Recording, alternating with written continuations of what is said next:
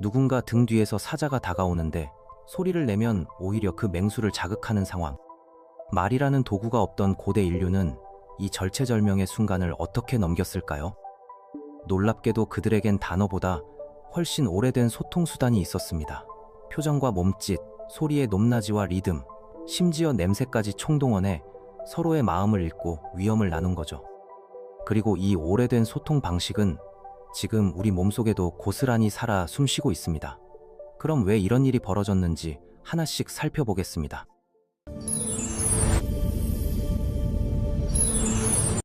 먼저 당신이 이미 할 줄 알면서도 평소엔 의식조차 못하는 능력부터 이야기해보죠. 지금 당장 입을 단 한 번도 번긋하지 않고도 당신은 상대에게 짜증이 났다는 걸 전할 수 있습니다. 어리둥절하다는 것도, 의심스럽다는 것도, 혹은 몹시 못마땅하다는 것도 단 한 음절 없이 드러낼 수 있죠. 눈썹이 그 일을 하고, 자세가 그 일을 하고, 눈가에 잡히는 미세한 긴장이 그 일을 합니다. 이건 결코 우연이 아니에요. 아주 오래된 장치가 작동하는 거죠. 사람의 얼굴에는 무려 43개의 근육이 있습니다. 지구상 거의 모든 동물을 통틀어도 이만큼 많은 경우는 드물죠. 그런데 이 근육의 대부분은 씻거나 숨쉬기 위해서가 아니라 오직 표정을 짓기 위해 존재합니다. 진화가 우리에게 살과 뼈로 된 소통 장치를 하나 만들어준 셈인데 그것도 언어가 등장하기 한참 전의 일이었죠. 전 세계 여러 문화권의 표정을 연구한 학자들은 정말 놀라운 사실을 발견했습니다. 기본적인 표정은 어디서나 똑같다는 거예요. 두려움에 질린 얼굴은 파푸아 아뉴기니의 시골이든 도쿄 한복판이든 똑같이 생겼습니다. 역겨움을 느낄 때의 표정도 아마존 밀림에서든 북유럽 마을에서든 다를 게 없죠. 기쁨과 분노, 슬픔과 놀람 같은 감정도 마찬가지입니다. 이건 후천적으로 배운 행동이 아니라 생물학적으로 새겨진 신호인 거죠. 한 심리학자는 수십 년간 사람의 얼굴을 연구한 끝에 미세표정이라는 걸 밝혀냈습니다. 5분의 1초도 안 되는 아주 짧은 순간에 스치는 감정의 무의식적인 떨림이죠. 이건 아무리 애를 써도 완전히 숨길 수가 없습니다. 감정을 감추려 안간힘을 써도 그 틈새로 진짜 속마음이 새어나오거든요. 이런 표정은 문화가 만든 게 아니라 진화가 만든 겁니다. 다시 말해 우리 조상들은 누군가 말이란 걸 내뱉기 수백만 년 전부터 이미 이런 식으로 감정이라는 정보를 주고받고 있었던 거죠. 이게 중요한 이유는 표정이 그저 감정의 부산물에 그치지 않기 때문입니다. 무언가를 느낄 때 저절로 따라 나오는 격가지가 아니라 무리의 행동을 하나로 맞추는 데 도움이 됐기에 자연 선택이 다듬어낸 신호인 거죠. 소리를 내면 포식자를 부를 수 있는 위험한 상황에서 소리 없이 얼굴만으로 순식간에 위험을 알릴 수 있는 사람은 살아남는 데 유리했습니다. 그리고 그 신호를 반초 만에 알아채고 반응한 사람도 마찬가지였죠. 그러니까 우리는 언어로 소통을 발명한 게 아니라 이미 있던 소통을 한 단계 끌어올린 것뿐입니다. 이번엔 시간을 아주 멀리 되감아 보죠. 호모 사피엔스도 그 직전 조상도 등장하기 전으로 말입니다. 약 600만 년 전 훗날 인간이 될 갈래와 침팬지가 될 갈래가 갈라졌습니다. 그런데 오늘날 침팬지를 관찰하면 어딘가 불편할 만큼 낯익은 장면을 보게 됩니다. 이 녀석들이 분명한 의도를 가지고 몸짓을 하거든요. 손바닥을 위로 펴 무언가를 달라고 조르고 다른 침팬지의 어깨를 툭 건드려 털 손질을 청하고 팔을 흔들어 같이 놀자고 부릅니다. 특정한 손짓으로 나를 따라오라고 신호하기도 하죠. 결정적으로 이들은 상대가 자기 얼굴을 볼 수 있을 때만 이런 몸짓을 씁니다. 눈이 마주치기를 기다리고 무시당하면 같은 몸짓을 되풀이하며 반응이 오면 비로소 멈추죠. 이건 본능이 그냥 저절로 돌아가는 게 아닙니다. 명백히 의도를 담은 소통인 거예요. 한 연구진은 야생 침팬지가 쓰는 80가지가 넘는 몸짓을 정리했는데 그중 상당수가 서로 만난 적도 없는 다른 무리에서도 똑같은 뜻으로 통했습니다. 이건 그 몸짓들이 무리보다도 어쩌면 종 자체보다도 더 오래됐다는 걸 말해주죠. 보노보도, 고릴라도, 오랑우탄도 이런 몸짓을 씁니다. 그러니까 우리 조상들은 단어 하나 만들기 훨씬 전부터 이미 의도를 담은 신호체계를 능숙하게 굴리고 있었던 겁니다. 사람의 아기를 봐도 이게 확인됩니다. 아기는 말을 하기 전에 먼저 몸짓으로 소통하거든요. 진짜 언어가 나오기도 전인 생후 9개월 무렵부터 아기들은 손가락으로 무언가를 가리키기 시작합니다. 물건을 들어 올려 보여주고 원하는 걸 향해 손을 뻗고 손을 흔들죠. 그런데 이 가리키는 행동이 특히 흥미롭습니다. 대부분의 동물은 이걸 못하거든요. 개와 평생을 함께 살아도 개는 당신이 가리키는 방향이 아니라 당신의 손가락만 쳐다봅니다. 반면 사람의 아기는 무언가를 달라고 조를 때만이 아니라 그저 관심을 함께 나누려고도 가리킵니다. 이 차이가 꽤나 중요하죠. 언어의 뿌리가 입이 아니라 손에 있다는 가설이 언어학의 유력한 이론 중 하나인데, 목소리는 이미 있던 몸짓 체계에 나중에 얹힌 것이라는 얘기입니다. 여기엔 뇌과학적인 근거도 있습니다.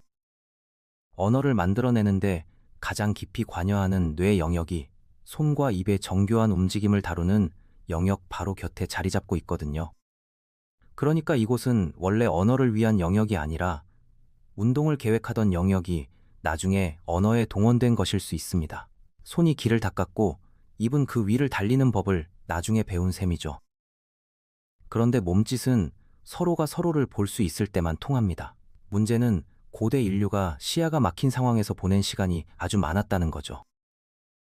빽빽한 숲속을 헤치고 어둠 속을 움직이고 서로 멀찍이 흩어진 지형에서는 상대가 눈에 들어오리라는 보장이 없었거든요. 그래서 그 빈틈을 메울 다른 무언가가 필요했습니다. 바로 소리였죠. 언어도 단어도 아닌 그저 소리 말입니다. 단어가 있기 전에는 신호음이 있었습니다. 문법이나 어휘가 아니라 소리 자체의 성질로 뜻을 전한 거죠. 높낮이, 리듬, 세기, 그리고 소리의 패턴으로 말입니다. 모든 영장류는 저마다의 신호음 체계를 갖고 있는데 이게 생각보다 훨씬 구체적일 수 있습니다. 버비던숭이는 포식자 종류에 따라 서로 다른 경고음을 내는 걸로 유명하죠. 독수리가 나타나면 무리를 덤불 속으로 흩어지게 하는 소리를 냅니다. 뱀이 나타나면 다들 일어서서 바닥을 살피게 하는 다른 소리를 내고, 표범이 나타나면 나무 위로 올라가게 하는 또 다른 소리를 내죠. 같은 종, 같은 무리인데도 세 가지 다른 소리가 세 가지 다른 행동을 이끌어내는 겁니다. 이건 단순히 감정 상태를 드러내는 게 아니라 바깥 세상의 무언가를 콕 집어 가리키는 소리예요. 언어라고 할 수는 없지만 그렇다고 아무것도 아닌 것도 아니죠. 그 중간 어딘가에 있는 화자의 감정 이상을 담아내는 신호 체계인 겁니다. 우리 조상들도 거의 틀림없이 이와 비슷한 걸 갖고 있었을 겁니다. 게다가 우리 갈래는 수백만 년에 걸쳐 사회적 복잡함이 켜켜이 쌓였으니 버비던숭이보다 훨씬 풍부했겠죠. 무리가 커지고 위계가 복잡해지고 함께 사냥하려면 더 정교한 손발 맞추기가 필요해지면서 더 정확하게 소통하라는 압력도 점점 거세졌을 겁니다. 초기 인류의 목소리가 실제로 어땠는지는 사실 아무도 모릅니다. 성대는 화석으로 남지 않으니까요. 소리를 만들어내는 부드러운 조직은 땅속에 아무 흔적도 남기지 않거든요. 하지만 뼈를 통해 짐작은 할 수 있습니다. 목에 있는 작은 U자 모양의 뼈가 발성 구조에 대한 단서를 주는데, 네안데르탈인의 이 뼈가 우리 것과 거의 똑같았거든요. 그러니까 이들도 복잡한 소리를 낼 신체 능력만큼은 분명히 갖췄던 겁니다. 그리고 네안데르탈인에 대해 사람들이 충분히 곱씹지 않는 사실이 하나 있어요. 이들은 죽은 이를 땅에 묻었습니다. 물감을 만들었었고 독수리 발톱을 몸에 지니고 다닌 흔적까지 있죠. 이건 서로 나눌 이야기가 전혀 없는 존재들의 행동이 아니죠. 이번엔 제대로 대접받지 못하는 소통 수단을 이야기해보죠. 바로 리듬입니다. 단어가 있기 전에 박자가 있었거든요. 리듬은 인류 소통에서 가장 오래되고 문화를 가리지 않고 나타나는 특징 중 하나입니다. 알려진 모든 인간 문화에는 음악이 있고 북을 두드리거나 손뼉을 치는 어떤 형태의 리듬 표현이 존재하죠. 이건 결코 우연이 아닙니다. 사람들이 함께 걷고 함께 북을 치고 함께 노래하며 움직임을 맞출 때 우리 뇌 안에서 특별한 일이 벌어지거든요. 유대감을 높이는 호르몬이 분비되고 고통을 견디는 한계치가 올라가며 무리의 결속력이 눈에 띄게 좋아집니다. 군대가 발을 맞춰 행진하고 종교의식에서 다 함께 소리를 맞춰 왜는 데는 다 이유가 있는 거죠. 함께 나누는 리듬은 우리가 한편이라는 신호를 보냅니다. 우리는 하나로 움직이고 있으며, 그러니 서로 믿어도 된다고 말하는 셈이죠. 그런데 이건 언어가 전혀 필요 없었습니다. 게다가 외부의 박자에 몸을 맞추는 능력은 사람은 저절로 하는데 다른 영장류는 대체로 못하거든요. 한 인류학자는 초기의 음악과 리듬이 일종의 멀리서 하는 털 손질 역할을 했을 거라고 봅니다. 영장류 무리에서 서로 털을 골라주는 건 가장 중요한 유대 방식인데, 문제는 이게 1대1이라는 겁니다. 무리가 150명쯤으로 커지면 일일이 털을 골라주는 것만으로는 도저히 결속을 유지할 수가 없죠. 그래서 여럿을 한꺼번에 묶어줄 무언가가 필요했는데, 그게 바로 함께 노래하고 함께 움직이고 함께 북을 치는 일이었던 겁니다. 소리가 곧 사회를 붙이는 접착제 노릇을 한 거죠. 알려진 가장 오래된 악기인 뼈피리는 최소 4만 년 전 것으로 거슬러 올라갑니다. 하지만 더 오래된 악기가 없다고 해서 더 오래된 음악이 없었던 건 아니에요. 타악은 악기가 필요 없거든요. 속이 빈 통나무를 손으로 두드리고 돌끼리 부딪히고 단단한 땅을 발로 구르면 그만이니까요. 리듬은 살았던 모든 인간이 언제든 쓸 수 있는 수단이었던 겁니다. 이번엔 몸 자체를 살펴보죠. 자세는 그 자체로 말을 합니다. 위협을 느끼면 몸을 크게 부풀리고, 강한 상대에게 굽힐 땐 몸을 작게 움츠리죠. 어깨를 슬쩍 내밀거나 고개를 떨구는 이런 행동들은 상징이 아니라 생물학적으로 곧바로 읽히는 신호입니다. 다른 동물도, 우리도 이걸 정확히 알아채죠. 누가 누구 곁에 서는지, 누가 몸을 누구 쪽으로 트는지, 누가 무리 한가운데를 차지하고 누가 가장자리로 물러나는지, 이런 것들이 말 한마디 없이 위계와 동맹, 위협과 복종을 전합니다. 여기엔 접촉도 빼놓을 수 없어요. 누가 누구를, 어디를, 어떤 상황에서 만질 수 있느냐는 가장 원초적이고도 강력한 소통 통로거든요.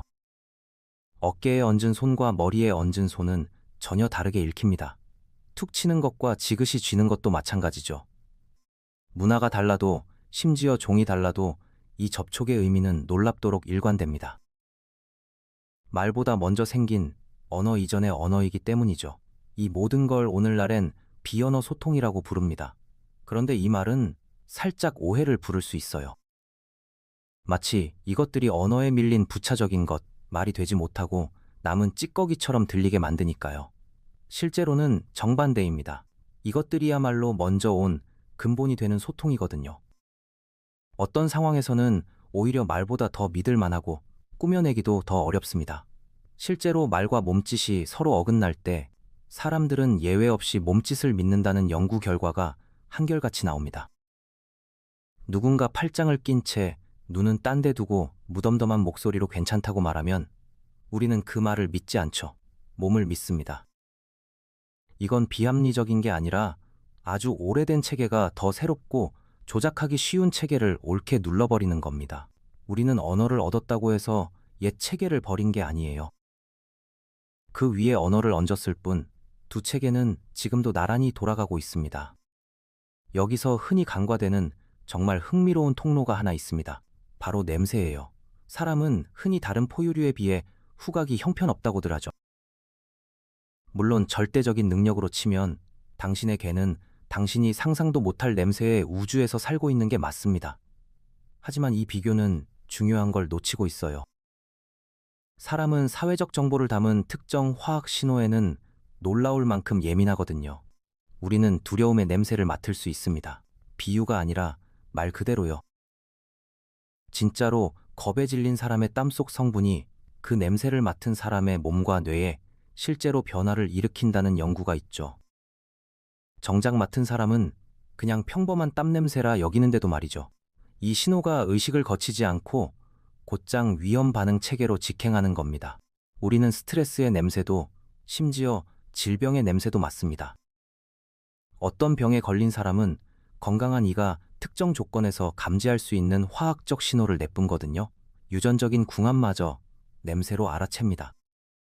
그 유명한 땀에 젖은 티셔츠 실험에서 사람들은 자기와 면역 체계가 충분히 다른 사람의 냄새를 더 매력적이라고 일관되게 평가했죠. 진화가 의식에는 알리지 않은 채 조용히 짝짓기 계산을 하고 있었던 셈입니다.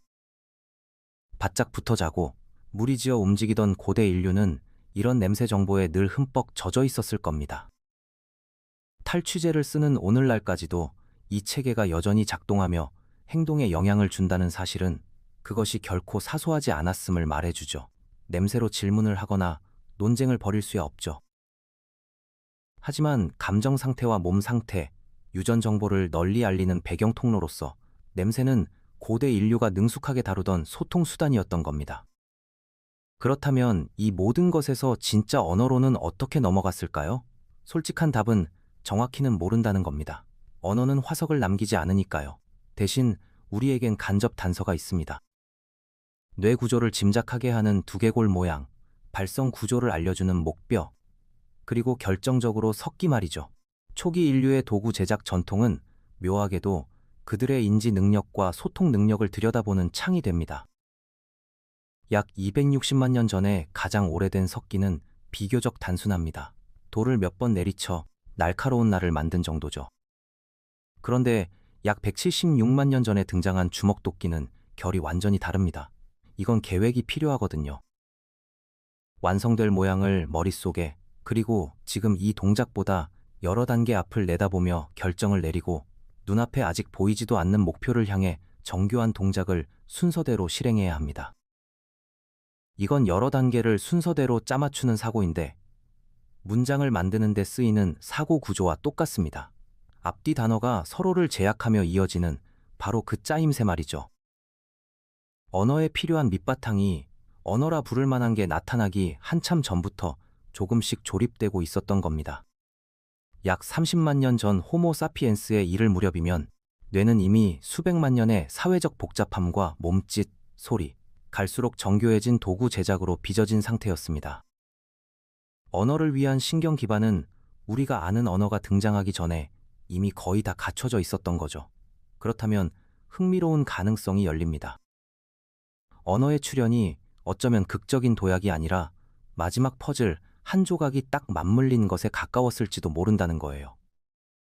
목소리를 마음대로 다루는 신경회로의 작은 변화 하나가 나머지 전부를 풀어놓은 셈일 수 있죠. 그 도약은 침묵에서 셰익스피어로의 비약이 아니었습니다. 이미 풍부하고 여러 겹으로 돌아가던 소통체계에 문법 하나가 더해진 것뿐이었죠. 그리고 일단 문법이, 그러니까 정해진 신호를 무한한 뜻으로 조합하는 능력이 생기자 모든 게 폭발적으로 빨라졌습니다. 여기에 하나 더 짚을 게 있어요. 바로 가르침입니다. 소통은 그 순간의 정보 전달만이 아니라 세대를 넘어 정보를 물려주는 일이기도 하거든요. 그리고 고대 인류는 언어가 이를 쉽게 만들어주기 훨씬 전부터 이미 이 일을 하고 있었습니다. 그 방법 중 하나가 흉내입니다. 솜씨 좋은 사람이 복잡한 일을 하는 걸 지켜보고 따라하며 세대를 거듭해 다듬어가는 거죠. 그런데 사람의 흉내는 다른 동물과 질적으로 다릅니다. 우리는 결과만이 아니라 방법까지 그대로 따라하거든요. 다른 방법으로도 될 텐데 굳이 그 사람이 쓴 동작을 똑같이 재현합니다. 이걸 과잉 모방이라 부르는데 어찌나 깊이 새겨져 있는지 아이들은 시범 동작 속에 명백히 불필요한 단계까지 그대로 따라합니다. 그 단계에 분명 무슨 의미가 있으리라 여기는 거죠. 바로 이 성향 덕분에 문화가 차곡차곡 쌓일 수 있습니다. 한 사람이 개발한 기술이 말로 다 설명되지 않아도 무리에 보존되고 다듬어져 다음 세대로 넘어가는 거죠. 형태 자체가 정보를 담고 있으니까요. 보고, 따라하고, 개선하고 물려주는 겁니다. 솜씨 좋은 초밥 장인이 제자를 가르치는 모습이나 농구 선수가 드리블을 가르치는 모습을 보세요. 가르침의 상당 부분이 말이 아니라 몸으로 직접 보여주는 방식으로 이뤄집니다. 말은 거들 뿐 전부를 도맡지는 않죠. 여기엔 어딘가 뭉클한 구석이 있습니다. 돌 다듬는 법, 짐승 발자국 읽는 법, 어떤 풀이 약이고 독인지 하는 지식이 누군가 글로 적기 수십만 년 전부터 살아남았거든요. 그것도 다른 손을 지켜보며 똑같이 움직이는 법을 익힌 손 안에 몸에 새겨진 채로 말입니다. 가르치는 이가 있기도 전에 이미 가르치고 있던 종이었던 셈이죠. 훗날 언어가 등장하면서 이 지식 전달의 효율과 정확도는 극적으로 높아졌습니다. 눈앞에 없는 것을 설명하고 지나간 과거와 오지 않은 미래를 이야기할 수 있게 됐으니까요. 그저 방법을 보여주는데 그치지 않고 왜 그렇게 하는지 이유까지 전하고 아직 겪지 않은 위험을 미리 경고하며 지평선 너머까지 뻗는 계획을 세울 수 있게 된 겁니다. 언어가 일단 시작되자 그토록 빠르게 퍼지고 깊어진 데는 바로 이렇게 문화의 축적을 폭발적으로 밀어붙인 힘이 큰 몫을 했을 겁니다. 자, 이제 이야기가 다다르는 곳은 이렇습니다. 말이 생기기 전 인류의 소통은 결코 원시적이지 않았습니다. 어설픈 초안 같은 것도 아니었죠. 그건 수십, 수백 명의 무리를 하나로 묶고 복잡한 위계를 관리하고 감정과 위험 정보를 실시간으로 주고받으며 훗날 언어가 피어날 문화의 발판까지 쌓아 올린 정교한 다중 통로 체계였습니다. 얼굴은 이미 신호를 쏘고 있었고 손은 이미 가리키고 있었으며 목소리는 이미 뜻을 담은 소리를 내고 있었죠. 몸은 이미 지위와 동맹을 실어 나르고 냄새는 이미 의식 아래에서 사회 정보를 걸러내고 리듬은 이미 무리를 하나로 묶고 있었습니다. 언어는 이 체계를 대체한 게 아니라 여기에 합류한 것뿐이에요. 그래서 오늘 당신이 나누는 모든 대화는 지금도 이 오래된 언어 이전의 통로들 위에서 함께 돌아갑니다. 얼굴의 표정, 몸의 자세, 말의 리듬, 건네지거나 건네지지 않는 손길, 그리고 비교적 최근에 생긴 단어와 문법이라는 통로까지 말이죠. 낯선 일을 보고 순식간에 믿을 만한지 아닌지 판단할 때 그게 바로 옛 체계가 일하는 순간입니다. 누가 말을 꺼내기도 전에 방 안의 공기가 바뀌는 걸 느낄 때 그것도 옛 체계죠. 우리는 비언어 소통을 언어와 맞바꾼 존재가 아니라 비언어라는 바탕 위에 언어를 더한 존재이고 지금도 그 둘 모두로 살아갑니다. 그러니 당신이 말없이 무언가를 전할 때마다 그 모든 어깨짓과 눈빛과 의도된 침묵마다 당신은 소통에 실패하고 있는 게 아닙니다. 오히려 당신이라는 존재의 가장 오래된 판본으로 손을 뻗고 있는 거죠. 이름조차 없을 만큼 아득히 오래된 언어, 수백만 년의 생존과 협력 속에서 갈고 닦인 그 언어로 말하고 있는 겁니다. 그리고 신기하게도 대부분의 경우 그 메시지는 아무 문제 없이 상대에게 고스란히 가닿습니다.